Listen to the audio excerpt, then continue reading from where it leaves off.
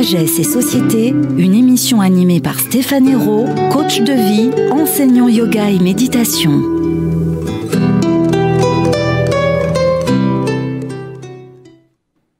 Bonjour à toutes et à tous et bienvenue sur les ondes de Radio Médecine Douce pour cette émission Sagesse et Société. Et bienvenue aussi à nos artisans de sagesse. Aujourd'hui, j'ai vraiment l'honneur et le privilège d'accueillir Indra et Anandi. Alors, Audrey Fiorini et puis Yvan. Yvan, Indra et puis Anandi, bienvenue. Merci Stéphane. C'est un grand plaisir de vous accueillir. Alors, surtout, le thème que vous avez choisi pour cette émission me passionne. Et puis, il va certainement passionner nos auditeurs et auditrices, qui sont aussi nos artisans de sagesse, là où ils sont, sur cette notion de spiritualité et réalisation dans ma vie amoureuse. Alors, vous y mettrez votre spécificité, Vedanta, yoga, une voie d'amour pour mon couple. Et c'est vrai que c'est beau de pouvoir se dire qu'on peut être sur une voie spirituelle. Et à deux. Bon, en ce qui vous concerne, vous êtes plus que deux, parce que vous avez toute la famille derrière. Bienvenue. C'est ça, merci. Merci, c'est avec plaisir qu'on est là aujourd'hui. Comme tu viens d'exprimer, on sent que la famille tout entière est présente. Alors, Anandi et puis Indra, dans cette première partie, c'est vraiment votre parcours. Qu'est-ce qui vous a amené à aller sur cette voie du yoga? Je sais que ça s'est passé en France, mais aussi à l'étranger, dans un autre pays. Vous allez nous raconter tout ça. Et puis voilà, quels ont été les déclics? On vous laisse nous partager cette belle aventure. D'accord, avec plaisir. Alors, eh bien, je crois que pour moi, c'est quelque chose qui s'est imposé très tôt. J'ai eu toute petite un énorme appel pour l'Inde, vraiment toute petite, avec un premier doudou piqué à ma maman en bas de l'armoire, qui était une tunique indienne, et puis voilà, des années où à chaque fois que je grandissais et que même je construisais des hôtels dans ma petite chambre d'enfant, eh bien je demandais quand est-ce que je pourrais y aller. Et mes parents m'ont toujours suivi en me disant quand tu seras grande, et puis quand tu auras ton bac, et puis quand tu auras fait tes études.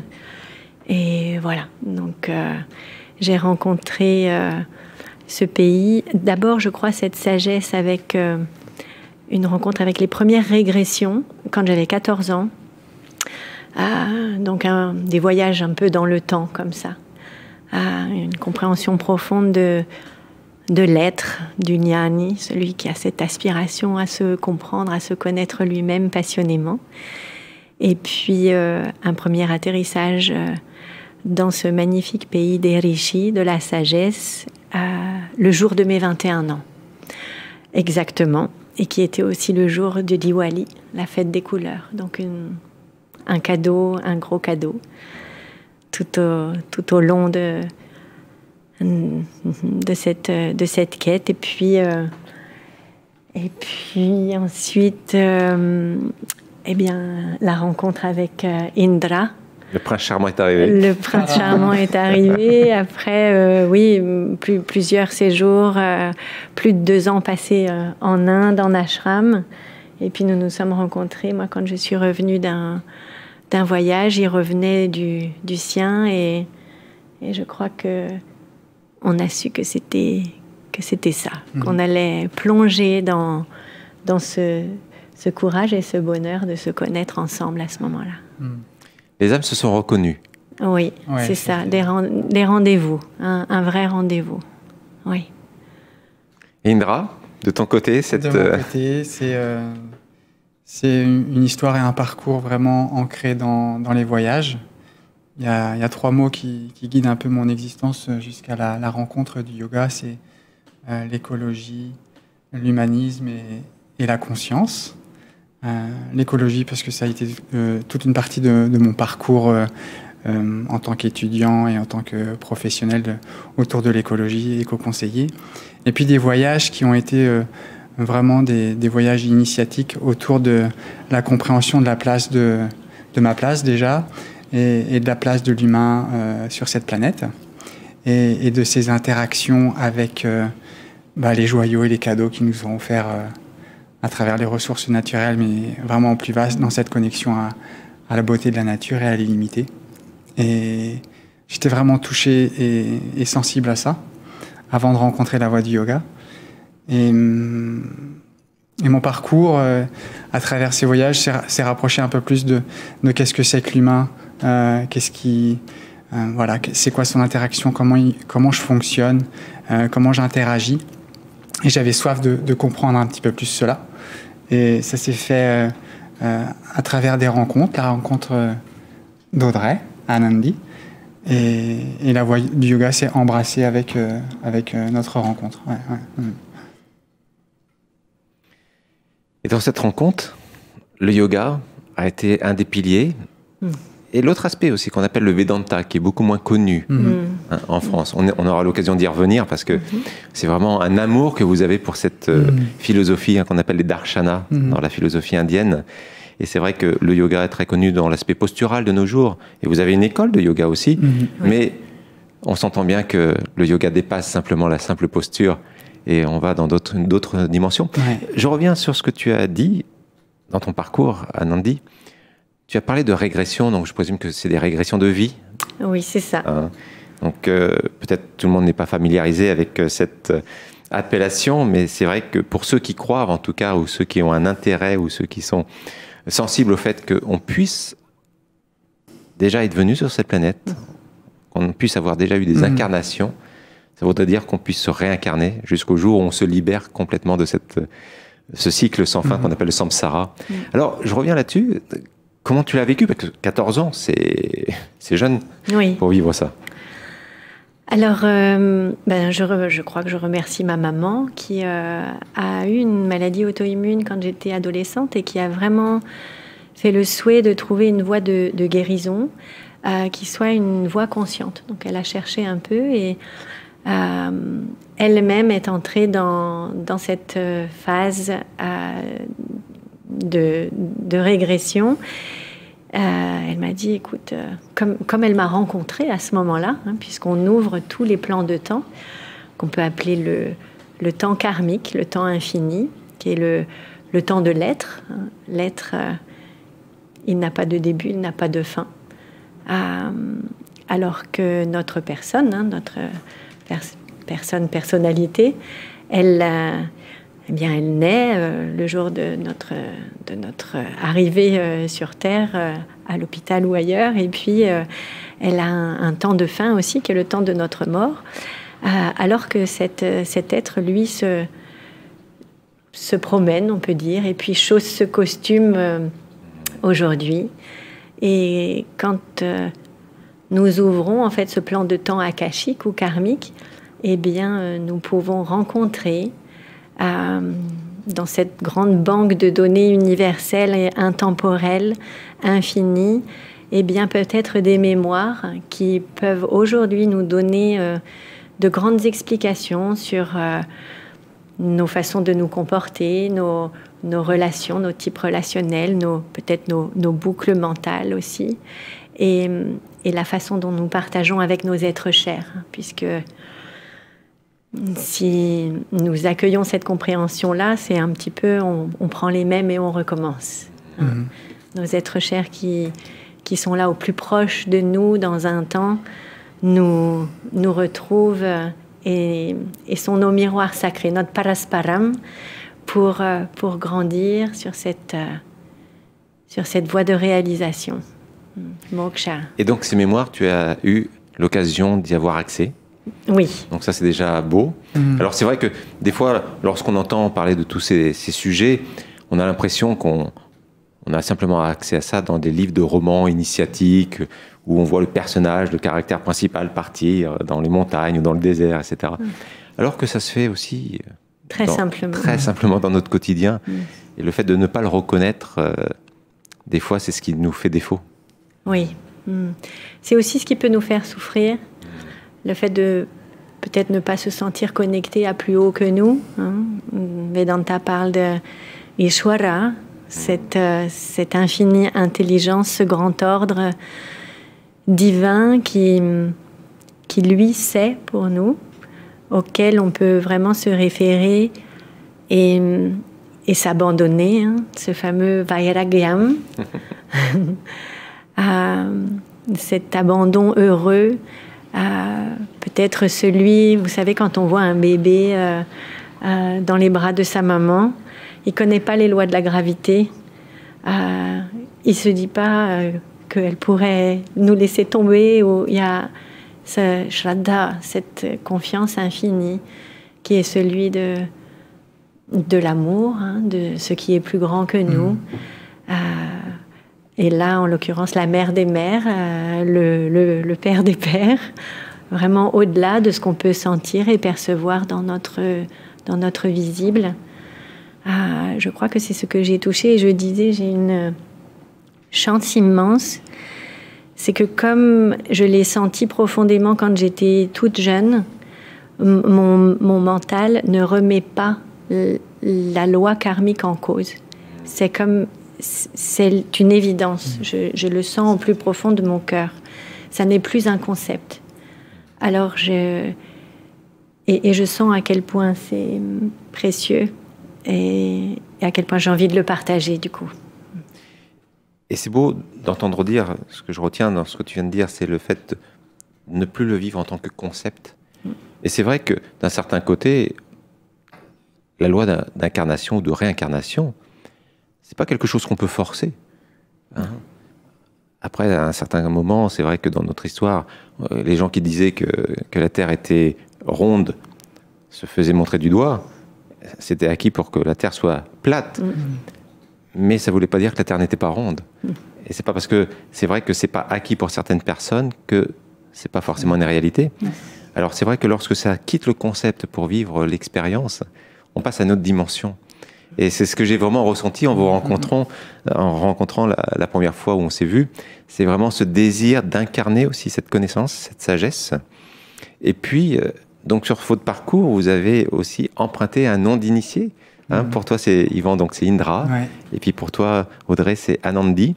Alors c'est vrai que des fois, pour un monde occidental, on se demande pourquoi acquérir un nom d'initié sur cette voie du Vedanta, etc. Mais ça a son importance. Ça a son importance et je pense que, Indra, peut-être que tu peux nous partager qu'est-ce que ça a amené dans cette transformation peut-être intérieure aussi que tu as vécue. C'est un long processus, c'est sûr. C'est d'abord un voyage intérieur, c'est avoir cette soif de connaissance, c'est valider à chaque instant ce souhait de comprendre et d'aller à la source. Et j'aime bien cette image de boire à la source de la grâce. C'est vraiment ça, c'est d'avoir ces compréhensions profondes qui viennent vraiment nous impacter, qui viennent changer notre perception et notre regard sur le monde, et qui vient vraiment nous toucher profondément et nous faire comprendre et reconnaître cette connexion à l'illimité. Et effectivement, ce voyage qui nous a amené à ce nom, ça a été un voyage qu'on a entamé avec la famille. Audrey, Noé, notre garçon de 18 ans, et Anaïs, notre fille de 14 ans. Un voyage qu'on a initié entre 2010 et 2012, qui nous a amenés sur l'île de Bali en Indonésie, où nous avons rencontré notre maître, le maître qui nous a donné ce nom spirituel. Qui s'appelle Swami Vagishananda Saraswati. Un grand respect. Un grand respect à tous les maîtres et à tous les enseignants. Oui, c'est une notion qui est importante pour nous aussi, et qui peut paraître peut-être un peu lointaine dans nos habitudes occidentales, mais qui est un ancrage très précieux, vraiment au-delà de tout culte de la personnalité ou quoi que ce soit, et que tout le monde s'en préserve, hein, mais vraiment de pouvoir sentir l'amour inconditionnel, le laisser se développer dans toutes ses formes et aussi dans les moments de doute, hein, parce que, comme on disait tout à l'heure, notre enseignant, il est aussi ce miroir dans lequel on peut voir le meilleur. Et puis, Swamiji dit quelquefois « The honeymoon won't last ». La lune de miel ne dure pas. Oui. Et c'est avec un sourire qu'il dit ça, parce qu'on peut le vivre dans le couple. Il y a cette effervescence des nouveaux instants avec... La passion. Oui, et puis quelquefois aussi nos idéaux que l'on voit dans l'autre pendant les premiers mois, et c'est délicieux. Et puis la phase d'après, qui est la phase de grandir, qui est la phase de lever peut-être des projections ou des idéaux, et qui nous permet de voir en l'autre ce meilleur que nous sommes, et puis aussi ce que nous avons envie de faire grandir. Et l'autre est là pour ça. Donc nous pouvons le voir dans notre enseignant, dans ses yeux, dans ce qu'il nous transmet, comme on peut le voir dans les yeux de notre Shiva ou de notre Shakti, en fait, de notre amoureux ou amoureuse. Wow. Et ce nom résonne avec toute une dimension spirituelle, des textes de sagesse, des références auxquelles on peut se raccrocher, en fait. Et donc c'est comme un guide, c'est comme effectivement de mieux comprendre en tant que Ivan où est le Indra dans Ivan, et aller chercher encore. Et effectivement cette confiance dans l'enseignant qui a choisi avec l'aide du grand tout, le meilleur nom le meilleur prénom pour moi, le meilleur nom pour moi, c'est être au soutien de ce projet de reconnexion à mon être illimité et de mon être profond. Donc c'est vraiment une guidance supplémentaire, si tu veux. C'est beau ce que tu viens de partager, parce que ce que je ressens à travers tes paroles, c'est pas une mode. On ne cherche pas à faire beau avec un nom, c'est pas du tout ça. C'est un vrai processus qui s'est opéré chez vous.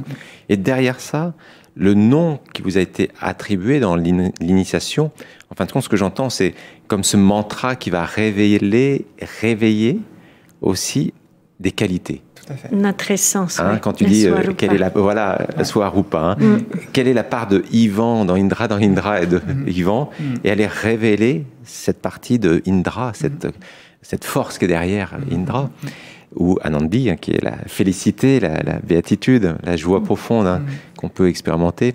Et d'ailleurs, j'ai bien aimé ton expérience que tu m'avais partagée, où ce nom était venu dans ton esprit, dans tes rêves, dans tes cellules, avant même que tu reçoives l'initiation pour recevoir ce nom. Donc il était là. Oui, c'était une expérience assez forte, où j'ai même rencontré mon mental résistant, Ankara, qui était là, la partie de la personnalité, on l'appelle l'ego. C'est un grand nom, cet ego. Qu'est-ce qu'on y met, mais c'est celui qui jauge, qui se demande si c'est vrai, qui se pose toutes ces questions, qui produit plein de pensées. Et étonnamment, c'était quand j'étais sur mon scooter à Bali. Comme quoi? Le véhicule de Ganesh, le rat, là, c'était le scooter. Et les 10 jours qu'on précédait, j'entendais Ananda, Ananda. Ok, alors c'est quand même une racine, un suffixe qui est fort, cette joie qui n'a pas de condition, with or without, avec ou sans, qui est aussi ce nom qui suit celui de nos swamis. Alors j'ai vécu une vraie lutte en me disant qu'est-ce que t'entends, mais non, c'est pas possible. Qu'est-ce que c'est? Et puis je l'entendais comme dans le casque là. Et au moment du Namakaranam, donc de cette transmission de notre nom, où il y a une totale présence, où on est sous le grand sarong avec Swamiji, et où il vient chuchoter ce nom à l'oreille, j'entends Anandi. Ok, donc c'était juste cette racine de la joie au féminin, et qui est un cadeau, comme on disait, une racine, mais qui est aussi une responsabilité dans cette essence à vivre à chaque instant et à partager, à sentir en soi et à partager. Un bon rappel. Un bon rappel. Alors avant que nous abordions la deuxième partie de l'émission où je pose la question à nos invités, qu'est-ce que la sagesse pour eux? Il y a quand même un mot qu'on va peut-être éclaircir pour certaines personnes, peut-être consolider pour d'autres, ou peut-être donner une signification nouvelle pour certains. C'est cette notion de gourou. Lorsqu'on parle de ce maître, la relation avec le maître, c'est vrai qu'en Occident, le terme gourou est tellement galvaudé. Ouais. On parle surtout d'un escroc, qui va vous emprisonner, etc. Alors que c'est beaucoup plus beau que ça. Le terme gou veut dire ignorance ou ténèbres. Puis roux, la lumière, et puis aussi la connaissance. Donc gourou, c'est celui qui nous mène de l'ignorance à la lumière, des ténèbres à la connaissance. Et c'est vrai que généralement, lorsqu'on rencontre vraiment un être dans cette qualité profonde, comme vous avez rencontré votre swami, votre enseignant, c'est là où on se rend compte à quel point il nous laisse libres, il nous rend libres, et lui-même, il est libre. C'est parce qu'il est libre qu'il permet ça dans sa simple présence. Qui nous rend libres et qui nous laisse libres. Et c'est vrai que la notion du gourou ici en Occident est tellement galvaudée qu'on a l'impression qu'on va s'emprisonner. Et alors qu'à la fois, c'est vraiment le moment où il nous rend libres. Et je me souviendrai toujours, un jour, j'ai dit justement à mon maître, c'était mon maître de yoga, qui était, lui, en face de moi, donc je serais avec Shankar. Et puis je me souviendrai toujours, dans les premiers moments où je l'ai rencontré, je lui ai dit, voilà, je veux te suivre. Puis il me regarde, il rit, il s'en va. Je dis, mince, là, mon ego en avait pris un... Moi, je dis, voilà, je me délivre, je veux te suivre. Et puis, le soir, il donnait la connaissance, pendant ce qu'on appelle les satsangs, un moment de réunion où on parle de toute cette connaissance, où on chante. Et puis, à ce moment-là, c'était intéressant. Les premiers mots de sa connaissance, il dit, vous ne pouvez pas me suivre. Alors là, je savais qu'il me donnait une réponse. Il dit, je suis derrière vous et c'est moi qui vous pousse. Et... par rapport à votre expérience, c'est vraiment ce que je ressens, c'est-à-dire que voilà, vous êtes libre, vous avez monté vous-même votre école de yoga. Oui. Vous formez des personnes à devenir enseignants de yoga, donc on y reviendra un petit peu plus vers la fin de cette émission. Mais voilà, il y a tout ce parcours où vous n'avez pas simplement eu ce désir de le pratiquer par vous-même, et vous sentiez à un moment donné l'envie de transmettre, plus que d'enseigner, transmettre ce que les autres peuvent être au fond d'eux. Alors, qu'est-ce que la sagesse pour vous? C'est ça qui est beau avec ce terme, c'est que chacun a sa propre définition. Oui. Et si je vous la posais même dans 2 heures, vous me donnerez une autre définition, dans un autre contexte. Mais c'est tellement important de faire ressortir ces paroles de sagesse. Alors,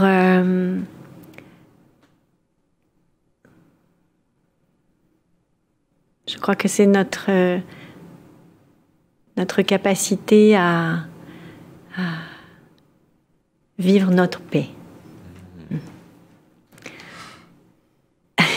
Ça a l'air tout simple. Simple, mettre en pratique, c'est une autre affaire. C'est un mot qui est beaucoup utilisé. Je crois que c'est le fruit d'une maturité de l'être qui, à la fois, se collectionne peut-être petit à petit au fil de nos recherches et de nos passions, comme on exprimait sur l'apprentissage de notre vraie nature. Et à la fois, cette vraie nature, elle ne peut pas se gagner parce qu'elle est en fait. Elle est d'elle-même à chaque instant. Elle est l'essence même de ce que nous sommes. Et comme on exprimait, qui n'a pas de condition. Alors comment pourrions-nous la gagner si à chaque instant, elle est disponible, illimitée, omnisciente, omniprésente, ni définie par le temps, ni définie par quelque chose que j'aurais ou que je n'aurais pas, ni même par la présence de quelqu'un, ou ni même de son absence, hein, parce que quelquefois, on peut se dire que nous sommes joyeux ou tranquilles, que nous pouvons sentir notre sagesse, hein, aimante, paisible, quand quelqu'un est là à côté de nous, ou quand au contraire, surtout quand quelqu'un n'est pas là pour se sentir tranquille, alors qu'en fait, non. Il y a absolument zéro condition ni zéro délai à cet état de pleine présence, de pleine paix que nous reconnaissons dans la présence du sage, dans l'instant. Magnifique. Et pour toi, Indra? Et pour moi, Indra, alors la sagesse, c'est notre nature profonde. Je crois qu'elle est vraiment en chacun de nous. C'est le propre de l'être humain. Nous sommes tous sages, j'ai envie de dire. Et justement, c'est le gourou, littéralement le maître, hein, parce que nous, on est très à l'aise avec cette notion de gourou, parce que en indonésien, gourou, c'est le professeur, le maître. Donc, il y a le gourou mathématique, le gourou English, le gourou Perancis. Donc, c'est comme on dit notre prof de maths, notre prof d'anglais. C'est exactement le même niveau. C'est celui qui a la connaissance et qui vient nous permettre de la dévoiler en nous. Et cette sagesse, l'enseignant, il peut nous aider à effectivement lever les voiles qui sont entre notre nature profonde et cet accès, cette reconnaissance à notre nature profonde qui est notre sagesse. Et moi, je vois cet accès à la connaissance comme effectivement des couches. On parlait de l'ego, on parlait de tout ce qui nous peut créer de la distance entre nous ressentir connectés à notre nature profonde illimitée, notre sagesse et qui je suis aujourd'hui, et vraiment de lever tous ces voiles pour ressentir notre essence profonde et avoir accès à notre sagesse. Magnifique. C'est aussi peut-être une bonne habitude. Ça fait partie de nos bonnes habitudes. Qui peut se manifester spontanément quand le mental est délivré. Sans délai. Hein, parce qu'on se dit souvent, « mais quand j'aurai mon mari, tout ira bien. » Puis souvent, le jour du mariage, c'est le jour où la mariée est la plus stressée. C'est vrai. Ou quand j'aurai des enfants, ou et puis en fait, on se rend compte que non, c'est maintenant, comme on exprimait, avec ou sans.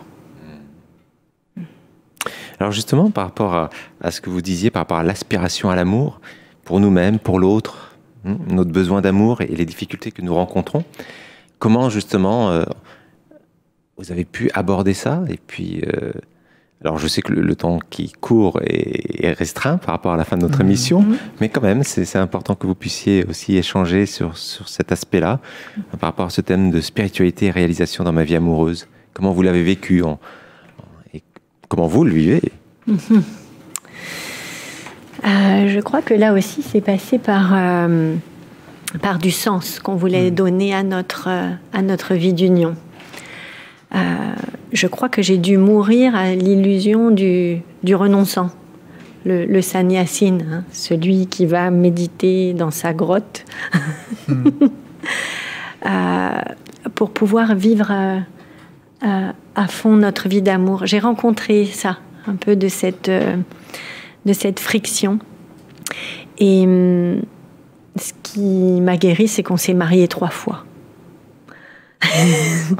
3 fois avec le même homme, Indra. Et la même femme. Avec Yvan. Qui à chaque fois n'est jamais le même. Qui à chaque fois est différent. À ça chaque dépend seconde. quel niveau, parce qu'il est le même fondamentalement dans son essence. Et donc, dans ces unions, en fait, hein, dans ces mariages que nous rappelons chaque jour, hein, dans le couple, Dieu sait si nous avons besoin de revenir à ces valeurs-là constamment, eh bien, je crois qu'on a compris profondément qu'il y avait un engagement, un peu comme un choix à faire ensemble, qui sont qu'on retrouve dans les 4 Purusharthas, hein, cet engagement qu'ensemble, on va vivre le Dharma. On dit oui ensemble à vivre l'équilibre, à se rappeler à cet équilibre constamment dans nos petits mouvements de chaque jour, dans ce qui paraît anodin. Quand on donne de l'attention aux détails, les grosses choses sont faciles. Donc, dans le Dharma, d'abord, cet équilibre. Un petit mot sur le Dharma, quand même, pour ceux qui nous écoutent. Le Dharma, je fais le lien avec le Dharma et comprendre les écologies, c'est comment toutes mes actions créent de l'équilibre. Dharma, être un dharmika, c'est une personne qui contribue et c'est quelqu'un qui crée de l'équilibre. Et cette notion d'équilibre, elle est fine.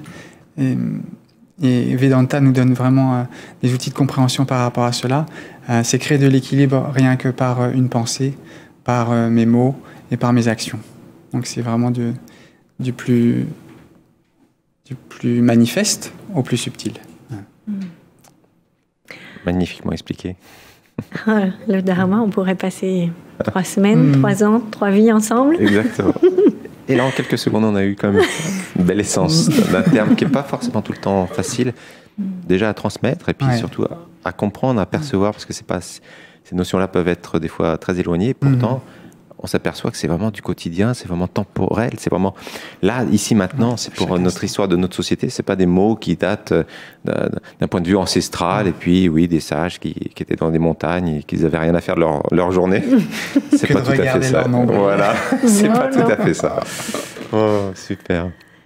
Voilà, ces symbioses sacrées. Oui. Et puis, le second qui est Artha. La prospérité. Quand dans le Mahavivaha, la réunion, ce mariage ensemble, eh bien, nous disons oui à la prospérité. Et j'aime beaucoup cela parce qu'il y a quelquefois une méprise en Occident de se dire si on vit une vie spirituelle ou si on vit une vie de sagesse, en fait, peut-être on n'a pas le droit à cette prospérité. Ou même on doit être pauvre ou démuni ou renonçant, comme le sannyasin, alors que pas du tout. Quand nous faisons le choix de sagesse en couple, nous avons même un devoir, c'est pas un droit, c'est un devoir de prospérité pour le foyer, pour le couple. Donc, nous nous sommes dit, à notre second pas, oui, nous nous engageons l'un pour l'autre et puis pour nos enfants à la prospérité, pour se sentir sécures ensemble et manifester toutes les formes de richesse dans le monde et inspirer l'autre à se sentir en sécurité dans cette prospérité. Et je pense que, d'autant plus dans notre société moderne, cette notion de se sentir en sécurité, là où une société ne peut plus nous offrir une sécurité parce qu'elle est tellement dépassée par elle-même que si on ne trouve pas cette sécurité intérieure, et c'est sûr que cette beauté de cette voie du yoga holistique, du Vedanta, quand je parle du yoga, c'est vraiment pas les postures, on ne s'arrête pas à ça en tout cas. Et donc cette voie holistique nous permet vraiment d'attirer à nous cette sécurité, la faire révéler, et je pense que voilà, à travers votre témoignage, votre parcours, c'est vraiment ce que vous nous avez pu partager avec nous aujourd'hui, c'est magnifique. Alors, comment on vous retrouve? Alors déjà, votre site internet, donc voilà, vous êtes formateur et professeur donc, de l'école Yoga School Bretagne, où j'ai eu l'occasion de pouvoir partager des beaux moments avec vous, et puis de voir tous les étudiants de cette école vraiment joyeux et épanouis dans leur voie, c'était magnifique. Et puis, donc vous êtes aussi, donc vous formez des personnes à devenir professeurs. Oui. Voilà. Et aussi, vous faites de la permaculture. Peu, Donc, par rapport à cette notion d'écologie, comprendre l'écologie extérieure, l'écologie intérieure, et puis effectivement comprendre cette cet illimité dans lequel, à travers mes actions au quotidien, je peux endosser le rôle sans être roulé dans le rôle du contributeur. Ouais, tout à fait. Bah super. Alors, le site internet www.yogaschool.fr, très simple, yogaschool.fr. Vos activités à venir avant que nous rendions l'antenne? Prochain rendez-vous le mercredi 18 mars pour l'édition du Printemps du Bonheur. C'est un événement qu'on organise déjà depuis plusieurs années où tu étais réunis, rencontrés. Donc le Printemps du Bonheur où sera projeté un film documentaire. On vous transmettra toutes les informations sur le site internet. Ce sera à Pleumeur. Film documentaire. Ouais. Voilà, et Monsieur Lenoir, donc un beau moment à partager ensemble. Ouais. Et puis les formations. Les formations, alors la prochaine, c'est la formation de praticien d'Ivanda qui commencera pour la 5e promotion, c'est la 5e année, au 14 mai. Avec une bonne nouvelle de nouveauté, c'est que nous entamons un cycle 2 à la demande des praticiens des 4 années précédentes. Voilà, ensuite le 21 juin, comme tous les ans, on se retrouve pour les journées mondiales du yoga, où on était aussi ensemble l'année dernière. Magnifique moment. Et puis... le Shanti Yoga Festival. Voilà, à ce même moment. En juillet, 2 retraites de 5 jours, yoga, Vedanta, alimentation et nature, dans un cadre de toute beauté en Bretagne Sud. Et puis, à nouveau, la formation de professeur de yoga, elle est en cours pour cette constellation-là. Et pour la prochaine, en octobre 2020, pour le premier module, février 2021 pour le second module, et Bali pour le module 3 à Pâques 2021. Très enthousiasmant, tout ce programme. C'était un vrai plaisir de vous accueillir sur les ondes de Radio Médecine Douce, Anandi, Indra.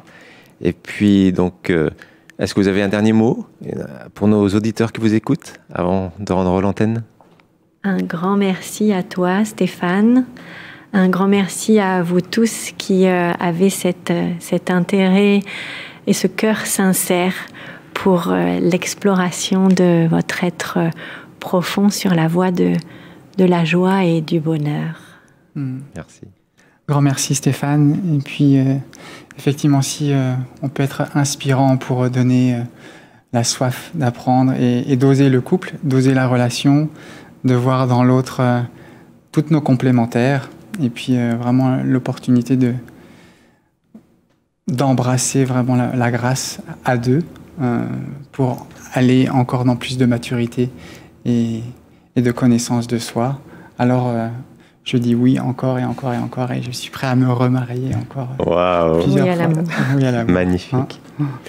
En tout cas, merci à vous deux, et puis merci à vous qui avez pris le temps d'écouter, à tous ces artisans de sagesse qui sont derrière leurs antennes pour écouter aussi ce moment partagé. Pour ceux qui désirent, vous pouvez toujours retrouver mes activités sur www.stephanero.com, et je vous dis à très bientôt pour les émissions Sagesse et Société. Au revoir et bonne journée. Sagesse et Société, une émission animée par Stéphane Hérault, coach de vie, enseignant yoga et méditation.